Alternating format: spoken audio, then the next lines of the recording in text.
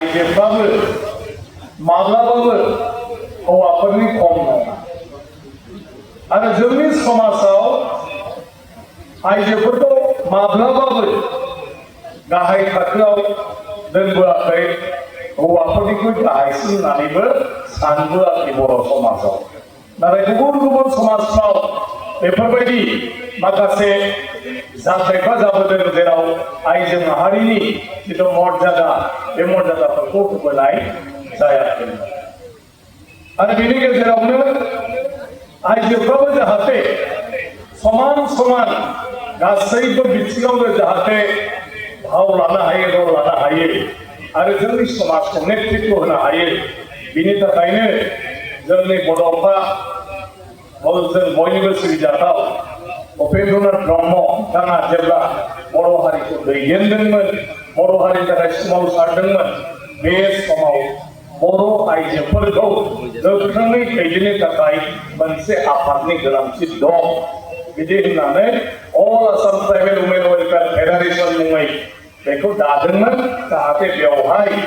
गुबुन गुबुन जोंनि ट्राइबेल माहारिफोरखौबो जों लाफानानै जोङो आवगायलांनो हायो खामानि मावलांनो हायो आरो जों गमामायै बिनि उनाव जों मोनथिनो हायो मोनदांनो हायो जे बड'फा उपेन्द्रनाथ ब्रह्मनि बे समनि सोमावसारनायाव आइजोफोरनि जिथु बिहोमा बे बिहोमाया बेसेबां गिदिरमोन बे रला बेसेबां गिदिरमोन आरो बे साननिफ्रायनो जोंनि समाजखौ जों माबोरैहाय मोजाङै फोसाबनानै मोनफ्रोमबो बिथिङावनो जों जाहाथे भट गोनां समाज दानो हायो आवगायलांनो हायो बिनि थाखाय खामानि मावलांनांगौ बे बेलायाव आइजो आफादा खामानि मावबोबाय थादों गथ' गथायखौ बोरै खांनांगौ न'खर संसारा बोरै जानांगौ आरो आइजोफ्राबो बोरैहाय जनानै थाबाय थायाजासे समान समान गासिबो बिथिङाव हौवाफोरजों ओंखारफानांगौ खामानि मावफानांगौ बेफोरखौ जेब्लायबो सावरायबोबाय थानाय जादों आरो खामानि मावबोबाय थानाय जादों आरो बेनि गेजेरजों जोंनि समाजाव मैखोमै मोजांनि फारसे सोलायनाय फैदों दिनै जोंनि गेजेराव गोबां बर' आइजोफ्रा गोबां गोजौ थाखोआव दिनै बिबान लानानै खामानि मावबोनाय जों बयबो नुनो मोनदों बेनि गेजेरजों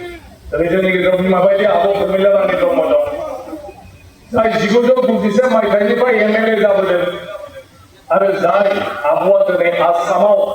आसामनि मन्त्रि सभायाव मन्त्रि जानानैबो दिनैहाय गोबां नाम लाखिबोदों बे आब'निल' नङा बे आब'नि मुङै हारियानो मोनसे सिनायथि मोनदों बर' आइजो अनसाय आफाद दायामोनब्ला बर' आइजो अनसाय आफाद बेवहाय आफादगिरि जानानै खामानि मावोमोनब्ला हयथ' जोंनि मानाव गेदेर आब' प्रमिला रानी ब्रह्मआ जोंनि बर' हारिखौ जिबायदि मोनसे भाव लानानै रल लानानै दिनै आसाम नाङैल' नङा गासै भारतावनो मोनथिहोदों हयथ' बेखिनिया आबुं नङामोनब्ला हयथ' बेसो जानाय नङा आइजोफोरा जेखौबो मावो नाथाय खाबु आइजो गैयाबा जेबो जाया नङा होमबा आरो दानि सरकार नरेन्द्र मदि बिथां जोंनि मानाव गेदेर डक्टर हिमन्त बिश्व शर्मा आइजो नङाब्लानो मोनसे न'खरा सोलिया ओंखायनो न'खर सोलिनायनि नामै सरकारा जिखिनि अनसुंथाइ होयो बे अनसुंथाइखौ आइजोनि नामाव होनाय खालामदों हिनजावफोर नङाब्ला न'खर सालायनायनि नामाव हौवाफोरनो फैसा होयोब्ला बेजों न'खराव जेबो जाया हौवाफ्रा फैसा मोनबा दखानाव थाबैयो आरो हिनजावफ्रा फैसा मोनबा ओंखाम संग्रायाव माइरं संख्रि बानलु दालि सौहैयो गथ' गथाय फरायनाय फोरोंनाय बेयावबो हिनजावफ्रासो आइजो माहारिफ्रासो जोथोन लायो जेब्ला बिमाया बुङो बिफाखौ टिउसन रायनाय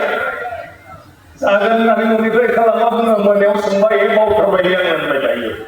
ओमफ्राय थाङै थुङै बिमायानो फिसानि टिउसनखौल' रायज्लायना होनांगौ जायो नंगौ नङा स्कुलाव दोनहैनांगौ जायो संनाय खावनाय जानायल' नङा न'खर बेंनाय गथ' गथाय खांनाय समाजखौ मोजां खालामनाय बे बेलायावबो आइजोफ्रानो दिनै गासिबो रल लाबोगासिनो दङ बिहोमा गासैबो बिहोमायानो जोंनि आइजोफोरनि माने दुलाराय बर' आइजो अनसाय आफादनि। ओंखायनो